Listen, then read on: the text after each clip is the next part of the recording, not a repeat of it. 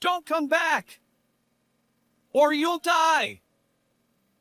I was speechless when I suddenly received a call from my husband while I was on an overseas business trip. His voice was filled with a sense of urgency. Then, he repeatedly said, Do not come back to the country until I contact you. Before abruptly hanging up the phone. What on earth is going on? No matter how much I thought about it, I couldn't figure out what he meant. The ominous message left me feeling crushed by anxiety and fear. I tried calling him back to get a proper explanation, but I couldn't get through. Little did I know at that moment what kind of situation was unfolding. I am Nancy, 35 years old. I worked as a technician at a major manufacturer. 5 years ago, I married my husband Jason, who worked in sales for a trading company, and we've been living together ever since. Even though we were often busy and our paths didn't cross much, the time spent with him in the home we built when we got married was the most important thing to me. I often thought about how much fun it would be when we had children. I also dreamed of expanding our house one day to bring our parents to live with us. My in-laws live far away, and since we couldn't visit them often, it was a constant worry for me.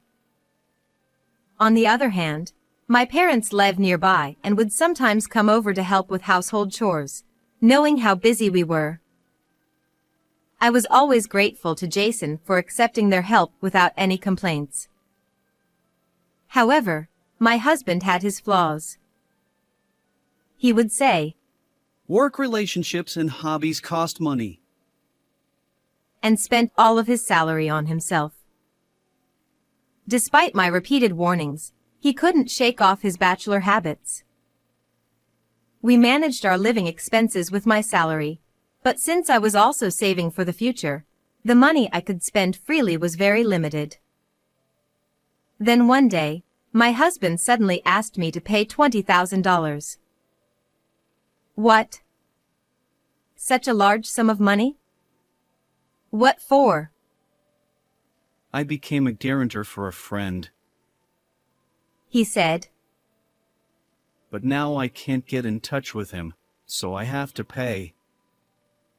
I was shocked that he had become a guarantor without my knowledge, and I turned pale at the amount of $20,000. However, my husband remained unfazed. He then showed me a bank book and said, We can use this to pay. I froze when I saw the bank book.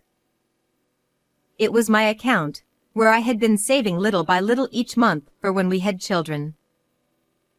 Wait. You can't use that. I've worked so hard to save it. Why? There's no point in keeping money you won't use. You can't have kids anymore anyway, so it's just wasted money. That's terrible. I was devastated by his cruel words and his mocking laugh. I couldn't stop the tears from flowing, and I was unable to say anything more. It hurt so much to have my efforts and hopes for the future dismissed. Jason didn't care that I was crying. He went into his study and ignored me for the rest of the night, not coming out until the next morning, despite my attempts to talk to him through the door. The next morning, after a sleepless night, I realized I couldn't let my husband have his way. I had to make sure he didn't use that savings. So, after Jason left for work, I went into his study to search for the bank book and card. But no matter how thoroughly I searched the room, I couldn't find them anywhere. Panicking at the thought of being too late, I called my husband, but he didn't answer. Eventually, I received a message from him saying, I'm on a business trip and won't be back for a few days. 3 days later, when I returned home from work, I found the bank book and card carelessly left on the living room table. With a sense of dread, I quickly checked the bank book and saw that all the money I had saved had been withdrawn. How could he do this to me? I was heartbroken and furious, and I couldn't stop crying. Although I had been concerned about his extravagant spending, I had tolerated it because we managed to get by. But at that moment, my patience reached its limit. However, just when I thought we needed to have a proper discussion, I was assigned an overseas business trip. I was entrusted with a major project, and the duration was at least 1 month, possibly extending to 3 months. In addition to my usual work, my days off were often consumed by preparing for the trip. Meanwhile, my husband seemed to be deliberately avoiding me, and there were many days when we didn't see each other at home. In the end, without having the chance to talk things through with him, I left for my overseas assignment. A month and a half later, I was pleased to find that the work was progressing well, and I could return home earlier than expected. During my time abroad, my husband was often unreachable by phone, and our communication was limited to messages. Despite my lingering frustration with him, the pressure of work and the unfamiliarity of living abroad left me feeling anxious and lonely. When I emailed him about my return date, he uncharacteristically called me back immediately. Don't come back yet! Or you'll die! He said urgently. I was momentarily stunned by his sudden outburst. What he told me next was incredibly shocking. Actually, I was away on a business trip for 2 days, and when I got back, the house had been ransacked. Someone apparently broken through a smashed window. What? We got robbed. No, nothing valuable was stolen. But your room was in the worst condition. They said it might have been a crime motivated by revenge. Since the perpetrator hadn't been caught yet, and there was a danger in returning home, my husband emphasized. Do not come back now. Seeing how serious he seemed, I was overcome with anxiety and fear, and I immediately canceled my return flight. Maybe I unknowingly did something to make someone resentful. Being alone in my hotel room, all I could think about were negative thoughts. Desperate to know more about the situation, I called my husband multiple times, but I couldn't reach him. However, when I finally managed to get in touch with my husband, I sensed something was off. When I tried to ask about the house being ransacked, he only talked about work and friends, avoiding the topic entirely. Yet, when I asked if I could return home, he was adamant, saying, Absolutely not. Is the police investigation progressing? How long do I have to stay here? I'm anxious being alone. We don't have detailed information yet. Just stay put until I say it's okay, all right? His vague responses made me wonder if there was something he couldn't tell me. Maybe he already knew who the perpetrator was and was trying to protect me from the shock. With little information to go on, I was consumed with worry. Later that night, I was further confused by an email from my mother. She said my husband had told her that my work wasn't going well and that there was no definite return date. I couldn't understand why he would lie like that, but I continued the conversation with my mother, not wanting to worry her. Still, waiting for updates while being overseas, clueless about what was happening, was pure agony. I decided I had to see for myself what was going on. Unable to bear it any longer, I decided to return to America without telling my husband. The next day, I secretly returned to America and headed straight home. I will accept whatever happens. It will be all right. I reassured myself as I got out of the taxi in front of the house, only to be shocked to find that it was up for sale. Contrary to what my husband had told me, the house hadn't been ransacked, and the windows weren't broken. I unlocked the front door and cautiously stepped inside, only to find the place completely empty. The furniture we had chosen together, my clothes, and books, all gone. I had mentally prepared myself for danger upon my return, but the reality that greeted me was beyond anything I had imagined. Not understanding what was going on, I knew I needed to find Jason. Since I had returned without telling him, I couldn't ask him directly where he was. Even if I did, I couldn't be sure he would tell me the truth. So, I decided to use my phone's location services to find out where he was. 2 hours later, I found myself in a city adorned with sparkling neon lights. I was keeping watch in front of a certain club when my intoxicated husband stumbled out, supported by a female staff member. The house is likely to sell for a good price, and with my gloomy crying wife not coming back for a while, I'm free to have the time of my life. Clearly under the influence, he didn't hold back his loud, cheerful demeanor. The woman linking arms with him asked, "Are you not going to leave your wife?" Ha ha! He crudely laughed it off. That woman is my cash cow. I'm not letting her go. She'll keep working hard for me from now on. With those words, he pulled the woman closer by her shoulder. Unable to watch any further, I quickly left the scene, feeling heartbroken and betrayed by the husband I had trusted. Wiping away tears repeatedly, I told myself, no more tears. I have to be strong. Summoning up my courage, I resolved to plan and execute something despite my faltering heart. A week later, in the evening, I headed to the hotel and sat in the lobby, waiting for a certain person. About an hour later, a man in a branded suit and luxury watch arrived and stopped by the reception. Finally, the moment had come. After taking a deep breath and giving myself a slap on the cheek to gather my resolve, and I walked towards him. The man, emanating a strong scent of cologne, visibly startled and took a step back when he saw my face. What are you doing here? Waiting for you, Jason. As I approached my husband, he clicked his tongue and glared at me. Who do you think you are, ignoring my words and coming back home like this? Meeting after 2 months, those were his first words to me, and my anger reached its peak. How dare you say that? My shout echoed through the hotel lobby, drawing the attention of staff and guests alike.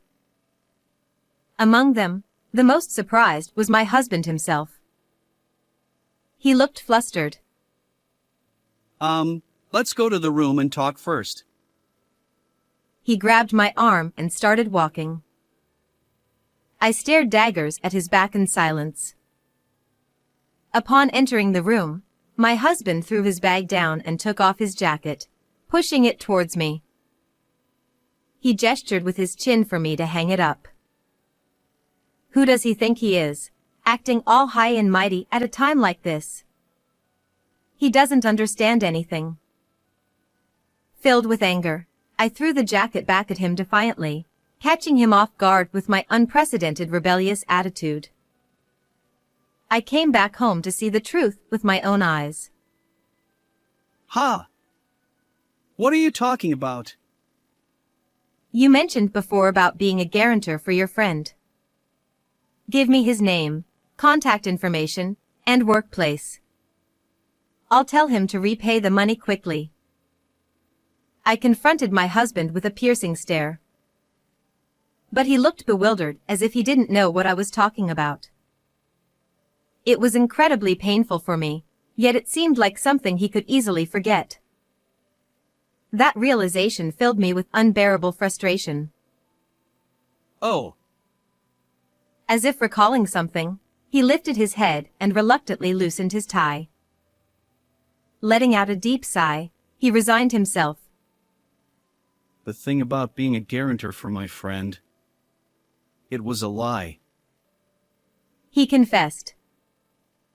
To my shock, the $20,000 debt turned out to be from my husband's reckless spending.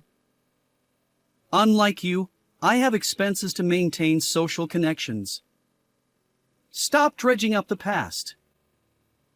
He defiantly yelled at me, shifting the blame onto me. His words about the past finally broke my patience.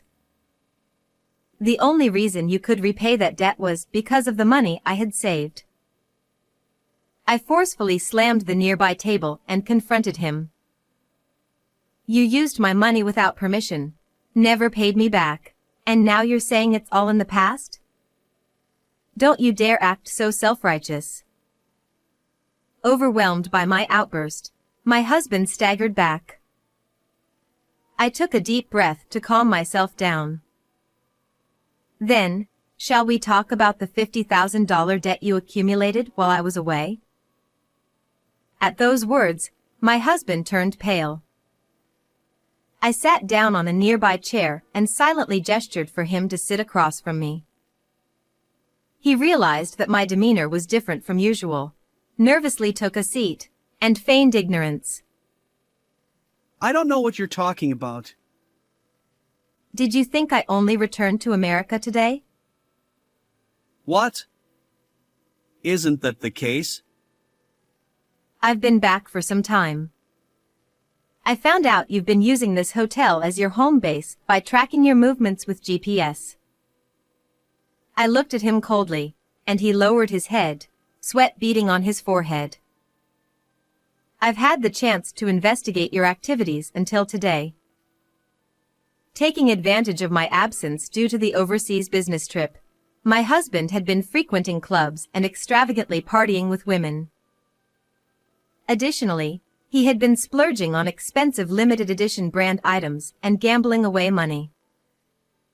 As a result, in just a month and a half, he had racked up an astounding $50,000 in debt. To cover this debt, he had sold our house without my consent. That house, with its prime location and meticulously designed rooms, was a highly desirable property. Even I, a layperson, knew it would sell quickly. The appraisal of the house exceeded my husband's expectations, prompting him to decide on an immediate sale. However, upon receiving my notification of return, he panicked and lied to prevent it. Our home has been vandalized and is unsafe. How exactly did you plan to explain selling the house to me? I thought I could convince you that a house someone broke into was bad luck, so we should move. His cunning left me speechless, and I let out a deep sigh. Did you really think you could sell the house without consulting me? Seeing his face pale, I slammed a set of documents from my bag onto the table. He hurriedly grabbed them, and upon reading, fell off his chair. How? How did this happen? The documents nullified the house sale contract he had signed. He was visibly shaken, holding his head in disbelief. Too bad your plan didn't work out. He seemed to want to say something, but I ignored him and returned the documents to my bag. The cost of building our house was covered by the money I had saved diligently since my single days, so the house was in my name. For anyone other than the title holder to sell the house, my consent was required. My husband had forged a power of attorney without my consent. Naturally, such a contract was invalid, so I informed the real estate company and took the necessary steps to nullify the sale. Forging a power of attorney is a serious crime. Hearing this, my husband began to tremble. Oh, and there's another crime you're guilty of. My husband had been embezzling money from his company. Whenever his fraud was about to be discovered, he would shift the blame onto his subordinates. One of these subordinates, who had grown suspicious of being repeatedly blamed for things he hadn't done, had found evidence of my husband's wrongdoing. How? How did this happen? Your subordinate Harrison is an old classmate of mine. He's a bit clumsy but very serious and responsible. While investigating my husband's activities, I coincidentally reconnected with Harrison. Upon learning each other's situations, we decided to work together. My husband looked shocked but then quickly scoffed and defied me. I'm well regarded at the company. I don't know what Harrison found, but no one will believe a guy who's constantly being written up. When I heard those words, a deep sense of disgust welled up inside me. I couldn't believe he was shifting blame onto a hard-working subordinate without any remorse for his own misconduct. My husband was still sitting on the floor and looked up at me with a sneer. I don't know what you're misunderstanding, but it won't be Harrison who reports you to the company. It's me. What? I have the evidence of your misconduct from Harrison, and if I tell them about all the debts you've accumulated, it'll be pretty convincing, won't it? I had already contacted his company, and a meeting with his direct superior was scheduled. The heads of the accounting and HR departments would also be present. Even if my husband tried to talk his way out of it, there was no escaping once the company started a thorough investigation. You're not serious, right? We're married. You can't do this to me. Just this once. Let it slide, please. Gone was his arrogant demeanor. He was now crying and clinging to me. This sudden change only fueled my anger. I will never forgive you. I pulled out another piece of paper from my bag and slammed it on the table. A divorce paper. Wait! If you leave, who's going to pay my debts? You should repay your own debts. It's only natural. As I scolded him for his foolishness, he hung his head in silence. And since the house contract is void, you need to return the down payment immediately, I demanded. At that moment, my husband turned pale and clutched his head. But most of the down payment is already gone. How am I supposed to pay it all back? He stammered. I knew my husband would spend whatever money he had on hand. But that was no longer my concern. I'm not your cash cow. Sign this immediately. I insisted, pushing him to sign the divorce papers. Reluctantly, he did, and I quickly stashed them in my bag. Our marriage, which had felt both long and short, was finally over. Surprisingly, I felt an overwhelming sense of relief. You should also be prepared for a police investigation regarding the forged power of attorney. Goodbye. We will never see each other again. Without another glance at him, I walked out of the hotel room. A year later, I learned that my husband had repaid the embezzled funds but was fired from his job, avoiding criminal charges. He had apparently begged his parents for help, and his reputation shifted from being a proud son to a disgrace. Although he wasn't prosecuted for the forged power of attorney, he lost his job and home, left with nothing but significant debt. Now, he lives in constant fear, running from his creditors. As for me, I renovated the house I loved and invited my parents to live with me. The three of us now share a happy home. With another major project on the horizon, I will soon travel abroad again for work. Life is fulfilling, and I cherish every moment spent in my beloved home with the people who matter most.